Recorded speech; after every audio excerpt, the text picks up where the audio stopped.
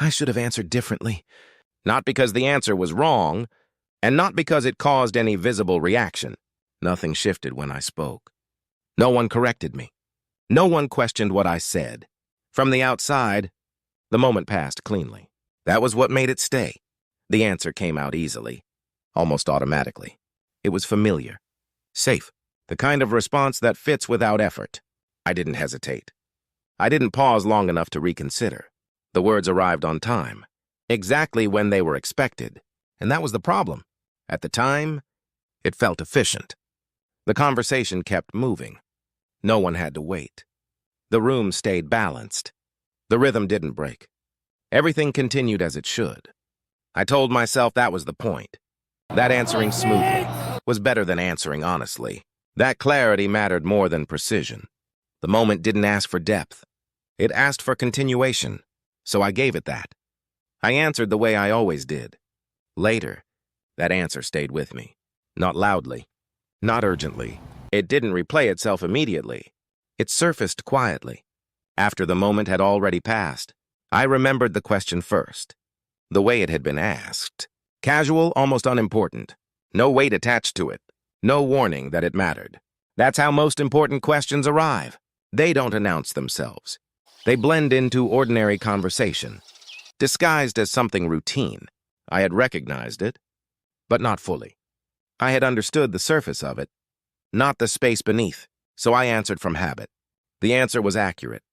It wasn't dishonest, but it wasn't complete. It was the version of the truth that requires the least explanation, the one that doesn't slow anything down. The conversation moved on immediately. Someone responded. Someone added a detail. The question dissolved into what came next. No one waited for more, and I stayed where I was, feeling strangely finished. At first, there was no discomfort. The answer had done its job. It fit. But later, the alternative response appeared, not as regret, as awareness. I realized there had been another way to answer. Not dramatically different, not confrontational, just slightly more precise. A version that would have required a moment of pause, a moment of adjustment. I imagined it briefly. How it would have sounded, how the room might have shifted, not collapsed. Shifted. The thought stayed with me, longer than the original answer ever did. That's how I knew it mattered. I should have answered differently, not to change the outcome, but to enter the moment more fully. The answer I gave kept me aligned with the flow. The answer I didn't give would have required presence. Presence is heavier than correctness. It asks something of the room and of you. I noticed how easily the moment accepted my response, how quickly it moved on. That ease felt reassuring at the time. But ease can be misleading. Sometimes it means nothing was challenged. Nothing was clarified. Nothing was truly entered.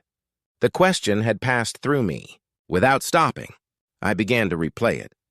Not obsessively, quietly. I replayed the tone of my voice, the speed of my reply, how little space I had allowed between the question and the answer. I realized I hadn't listened as much as I thought. I had responded before the question had fully landed. The alternative answer was still there. Clearer now. It wasn't more emotional. It wasn't more dramatic. It was simply more accurate to where I was. But accuracy requires timing, and timing had already moved on. The moment didn't wait for revision. It didn't reopen itself for clarification. It had accepted what I offered and continued forward. That was the part I didn't expect. How final an ordinary answer can be. No one marked it as important.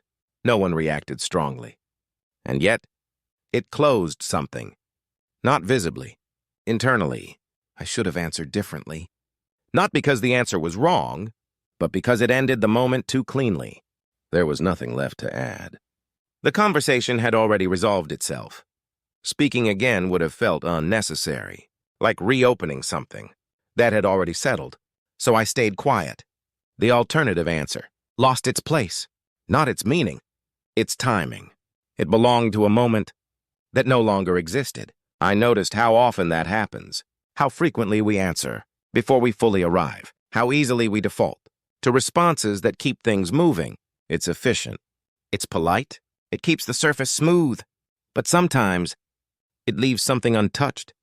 I don't know how the room would have reacted If I had answered differently, maybe nothing would have changed. Maybe the conversation would have adjusted and moved on anyway. There's no way to know.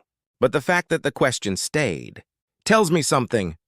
The moment had offered more space than I used, and I had chosen speed over presence. I should have answered differently. Not louder, not longer, just closer to where I actually was. The answer I gave kept everything intact. The answer I didn't give might have shifted something, or it might not have, but it would have been mine. Instead, I let the moment pass, with a response that fit too well, and the world accepted it, without hesitation. The question didn't return. It didn't need to. It had already been answered. I stayed with that realization, not as regret, as recognition. Some moments don't ask for the right answer. They ask for the present one. And I had answered before I fully arrived. I should have answered differently. And the fact that I know that now is the only trace the moment ever left behind.